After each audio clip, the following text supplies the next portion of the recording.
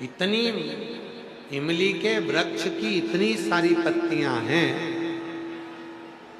और इतनी पत्तियों के बराबर यदि मैं तप करूंगा तो मेरे को तो बहुत समय लग जाएगा। कोई सरल सा उपाय बता दो जिससे मुझे शिव अभी की अभी मिल जाए, देरी ना लगे, क्षण भर की भी देरी ना हो और मुझे भगवान शंकर प्राप्त हो। ऐसा कोई तप, ऐसी कोई साधना, ऐसा कोई व्रत, ऐसी कोई उपासना मुझे बता। तब तुमरुका जी ने कहा, तुमरुका जी, तब तुमरुका जी कहते हैं कि उस व्यक्ति से जो तुमरुका जी ने कहा, अगर इतना तप तुमसे नहीं हो सकता तो एक काम करो, अभी की अभी पार्थिव शिवलिंग का निर्माण करो और उस पर जल चढ़ाना प्रारंभ करो। फिर तुम्हें इतना इमली के पत्ते गिन गिन कर तप करने की जरूरत नहीं पड़ेगी। अभी की अभी शिव तुम पर कृपा करने के लिए प्रकट हो, भगवान शंकर तुम पर कृपा करने के लिए प्रकट हो। बस, और मेरी जीजी, मेरे जीजा, मेरी बेटी, मेरे बेटा, मेरे बुजुर्ग माँ बाप, याद रखना, अपने भीतर एक बात को उतार कर रखिएगा कि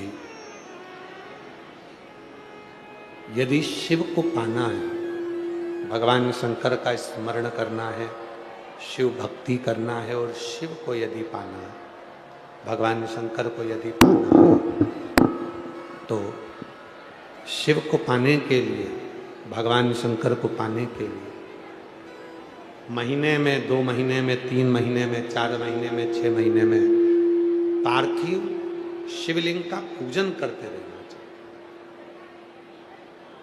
अपने मन की निर्मलता को, अपने मन की सुखता को, अपने मन के आनंद को शिव तत्व की प्राप्ति में लगाता है, भगवान शंकर की प्राप्ति में लगाता है। ये मन, ये चित्त, ये वृत्ति, ये दो तरफा चलती है। यहां जितने भी बैठे हैं और जितने आस्था चैनल पर कथा सुन रहे हैं,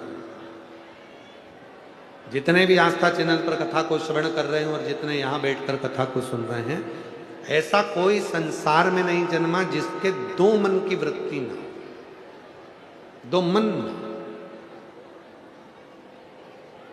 एक सुमति की ओर मन जाता है और दूसरा सुरुचि की ओर मन जाता है। गला पकड़ रहा है भाई, साउंड बहुत तेज, थोड़ा आवाज क्लियर करो। ये चोंगे जैसी आवाज आ रही है, इसको बंद कर कर कोई आवाज में मिठास डालिए। पहले ठीक चल रहा था भजन, के बाद तुमने गड़बड़ कर दिया।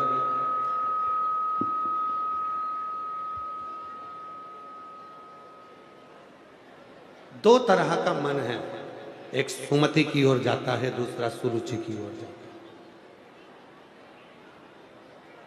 सुमति क्या कहती है?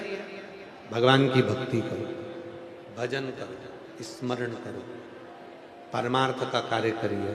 भूखे को भोजन, प्यासे को पानी, जय बाबा बर्फानी।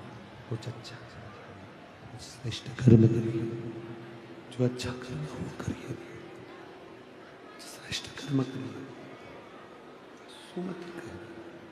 और सुमति कह रही है कुछ श्रेष्ठ कर्म करिए, और सुरुचि कह रही है, सुरुचि बोल रही है कि ये सब काम बाद में होता रहेगा, पहले अपना सुख दे, अपना सुख।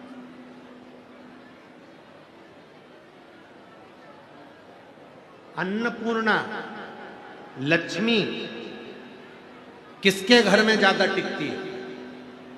तो कहा 2 तरह की स्त्री होती है, 2 तरह की नारी होती है।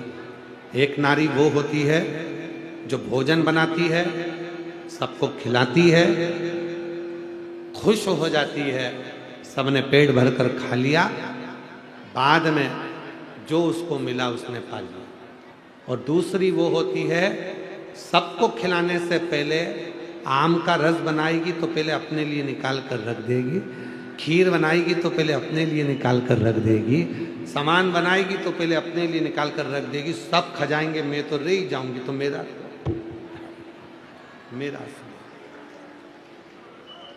दो तरह की स्त्री, दो तरह की नारी, दो तरह की स्त्री।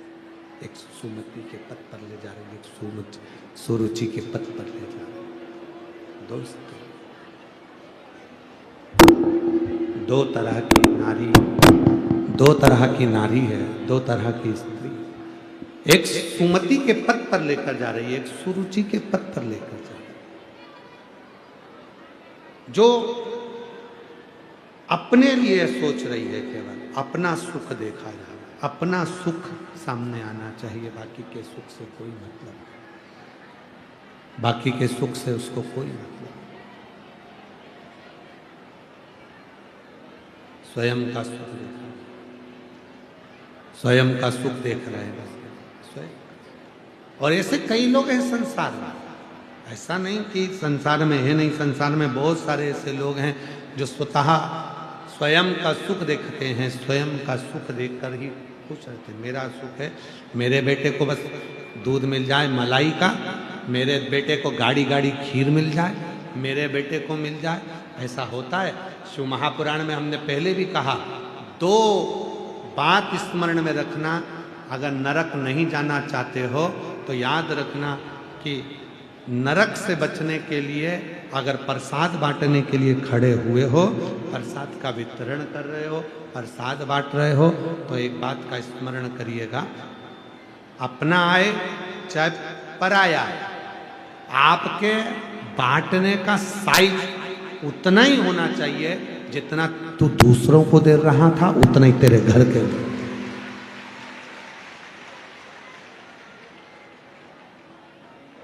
उतना ही। अब पत्नी आई तो प्रसाद इतना, पड़ोसन आई इतना, दूसरा आया थोड़ा, पहचान वाले आ गए बढ़ गए, प्रसाद ऐसे नहीं बढ़ता।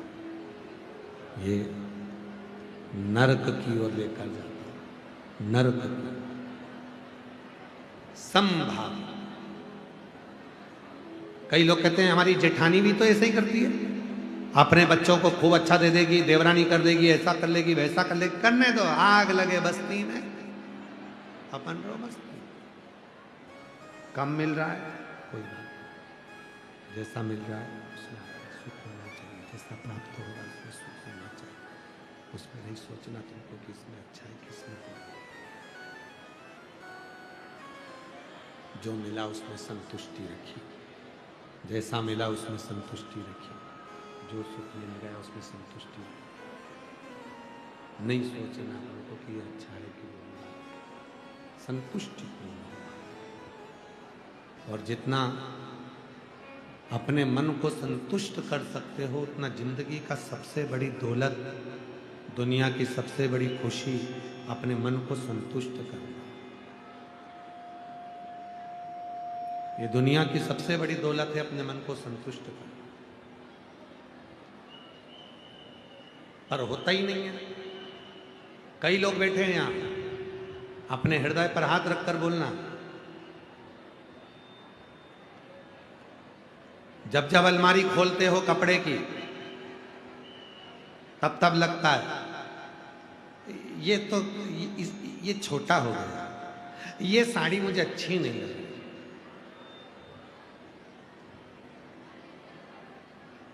पुरुष लोग कहते हैं ये मेरा टी शर्ट छोटा हो गया, ये मेरा शर्ट का जेब फट गया, इसको नहीं पहनूंगा, ये अच्छा नहीं, इसमें बटन नहीं है, इसमें कोई कुछ खर्चा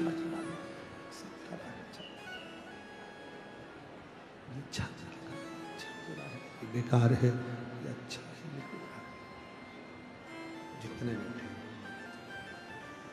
जितने बैठे हैं शंभो शंभो शंभो शंभो शंभो शंभो शंभो शंभो शंभो शंभो। ये जो विसिल आ रही है, थोड़ा बंद करो, आवाज क्लियर करो, गला पकड़ रहा है बहुत बोलने में। शंभो शंभो शंभो। जितने बैठे हुए सबके स्मरण में रहे। आप अलमारी खोलेंगे, आपको लगेगा कि ये तो मैं पहन नहीं सकती, ये तो बेकार हो गया, ये शर्ट बेकार हो गया, ये साड़ी बेकार है, सब बेकार दिखने लगता है, सब और सब बेकार दिखा, बेकार नजर आ रहा है महाराज। और मान लो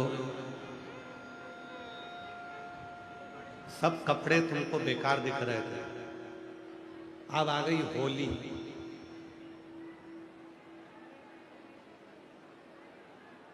रंग खेलना है, होली खेलना है, और जैसे ही तुमने अलमारी खोली, अलमारी खोलते से तुमने सोचा कौन सी पहनूं,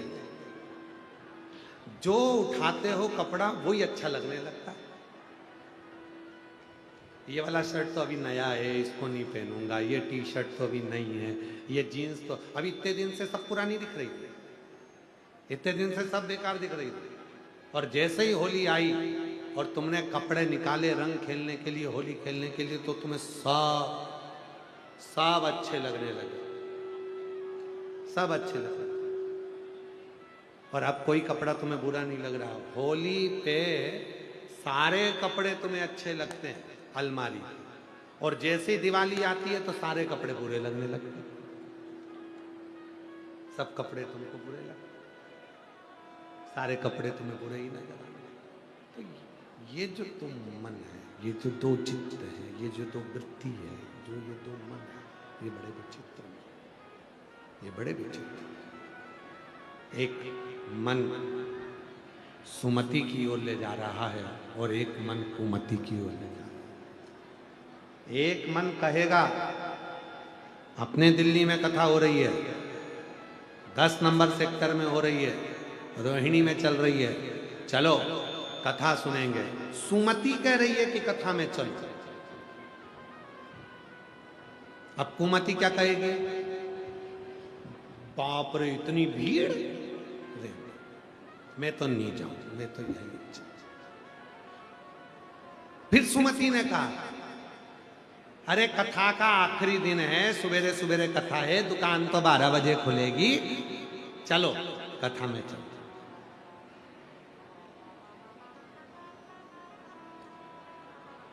आ रही थी, तैयार भी हो गई,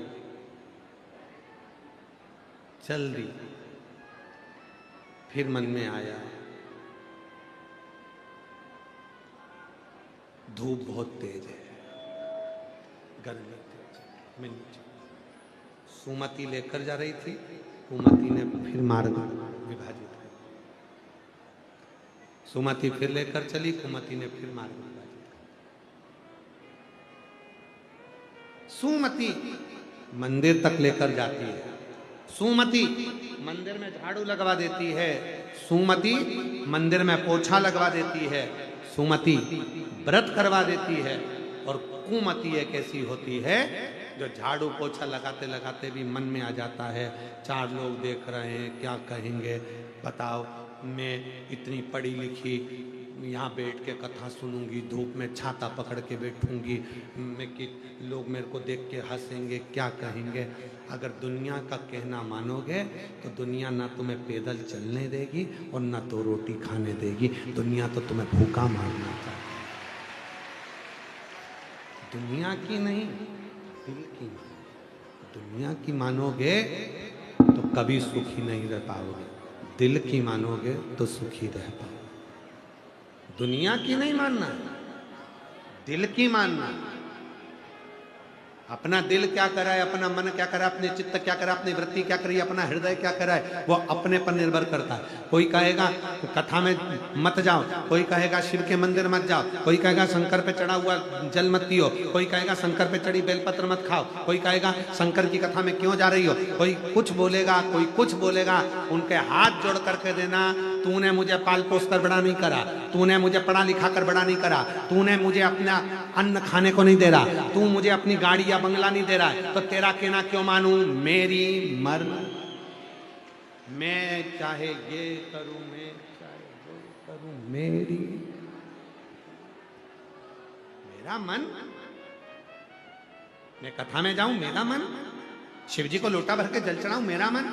श्री शिवाय नमस्तुभ्यं बोलूं, मेरा मन। तुम्हारा जो मन बोले तुम बोलो। मेरा मन कहता है कि श्री शिवाय नमस्तुभ्यं, मेरा मन कहता है तुम्हें तो जपो, मेरा मन। ये तो मेरा मन है। तुम्हारे को जो अच्छा लगे तुम भजो, पर मेरा मन पर कोई, मेरा रिमोट मेरे हाथ में, मेरा।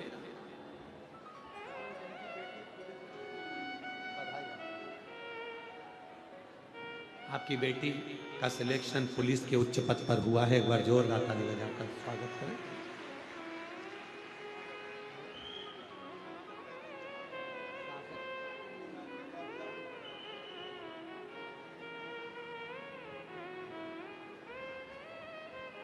कुतुब मीनार के पास से, लाडो सराय के पास से पैदल चलकर आई हैं। कोई कामना थी, बाबा ने पूरी कर दी। एक बार जोरदार ताली।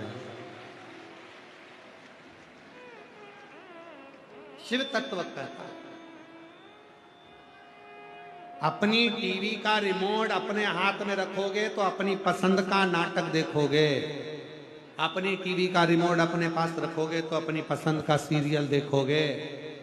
और यदि आपकी टीवी का रिमोट दूसरे के पास में होगा तो फिर तुम बैठे बैठे केवल मोबाइल पे गेम खोलोगे, तुम नाटक नहीं देख पाओगे, क्योंकि वो दूसरे के पसंद का चलता है, वो तुम्हारे पसंद का नहीं चलता। वो तुम्हारे पसंद का नहीं, दूसरे की पसंद का, दूसरे की पसंद का, तुम्हारे पसंद का। इसलिए अपना रिमोट, अपना मन, अपना चित्त, अपना दिल, अपना हृदय, अपनी मर्जी, अपने भाव में। सुमति तुमको सतमार्ग की ओर लेकर जाती है, सुमति तुमको श्रेष्ठ मार्ग की ओर लेकर जाती है, और कुमति तुमको गलत मार्ग की ओर लेकर जाती है। निर्भर तुम पर है। तारकासुर के 3 बेटे थे, तारकाक्ष, विदुम्माली और कमलाक्ष की। तीनों ने वर मांग लिया था ब्रह्मा जी से, हमें वर दे दीजिए, 3 पुरी का निर्माण कर दीजिए, हम उसमें निवास करेंगे, हमारे प्राण कभी ना छूटें। ब्रह्मा जी ने कहा ऐसा तो हो नहीं सकता कि तुम मरोगे नहीं, ये हो ही नहीं सकता कि तुम नहीं मरोगे। व्यक्ति अमीर बन सकता है पर व्यक्ति अमर नहीं बन सकता। व्यक्ति अमीर हो सकता है पर व्यक्ति अमर नहीं हो सकता। धन कमा लोगे, पैसा कमा लोगे, संपदा कमा लोगे, गाड़ी ले आओगे, बंगला बना लोगे, घर में एसी भी लगा लोगे, सोफा सेट भी ले आओगे, सारा dinner set, sofa set, drawing set सब आ जाएगा तुम्हारे घर में। व्यक्ति अमीर बन सकता है पर व्यक्ति अमर नहीं बन सकता। उसको अमर होने के लिए एक काम करना पड़ेगा। अगर उसको मरने के बाद भी लोग याद करें तो उसको एक काम करना पड़ेगा, भूखे को भोजन और प्यासे को पानी देना पड़ेगा, तो जिंदगी में वो अमर हो जाए। मरता, उसके जीवन की अमरता उसके साथ अमर हो जाए। आप में से कई लोग हैं जिनको अमर होना है। अमर होने के लिए धन की जरूरत नहीं है, अमर होने के लिए संपदा की जरूरत नहीं है। अमर होने के लिए केवल शुद्ध भाव, शुद्ध हृदय, निर्मल चित्त, निर्मल मन आपके भीतर हो तो आप उस भाव से अमर हो सकते। और कथा में आया महाराज, ब्रह्मा जी ने कहा तारकासुर के 3 बेटों से, तारकाक्ष, विदुम्माली, कमलाक्ष की से, कि मरना तो पड़ेगा, मृत्यु तो होगी, मौत को कोई नहीं टाल सकता। अगर कोई कह दे तुम्हारे पास में आकर कि मैं तुम्हें मरने नहीं दूंगा, तो समझ लेना पक्का बेवकूफ बना रहा। मरना तो पड़ेगा, मृत्यु तो आएगी। गुलाब जामुन खाओ तो भी मरोगे, बादाम खाओ तो भी मरोगे, ब्यूटी पार्लर जाओ तो भी मरोगे, नी जाओ तो भी मरोगे, नी खाओ तो भी मरोगे। मरना तो निश्चित है।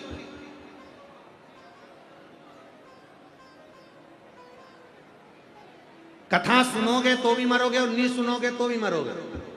तो इस अंदाजे में मत रहना कि कथा सुन ली तो हम नहीं मरेंगे, नहीं, मरना तो पड़ेगा। तो फिर हम कथा काय को सुने? हम जा रहे हैं हमारे घर, जब तुम कह रहे हो कि कथा सुनोगे तो भी मरोगे, नहीं सुनोगे तो भी मरोगे, तो कथा काय को सुने?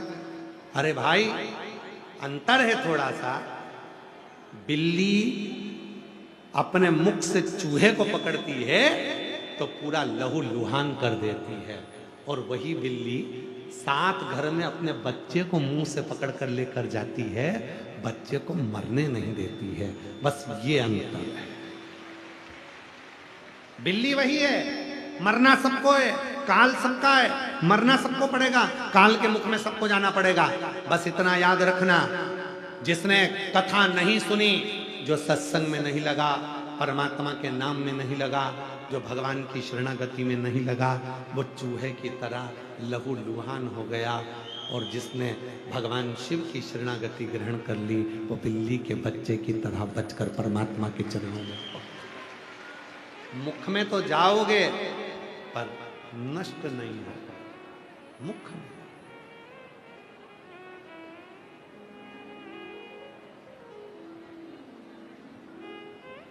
इसीलिए श्रेष्ठता कही गई है बिल्ली के बच्चों की। दो बच्चे होते हैं, एक बंदर का बच्चा और एक बिल्ली का बच्चा। कोई तुमसे पूछे कि तुम इन दोनों बच्चों में श्रेष्ठ किसको समझते हो, तो कह देना कि हम बिल्ली के बच्चे को श्रेष्ठ समझते हैं। क्यों? बंदर का बच्चा बंदरिया को पकड़ कर रखता है, अपनी मां को पकड़ कर रखता है, और बिल्ली का बच्चा अपनी मां को पकड़ कर नहीं रखता, मां बिल्ली के बच्चे को पकड़ कर रखती है। इसलिए वो बिल्ली का बच्चा श्रेष्ठ है। उस परमात्मा से कहना कि हम बंदर के बच्चे जैसे नहीं कि हम तुझको पकड़ सकें, हो सकता है हमारी पकड़ इतनी मजबूत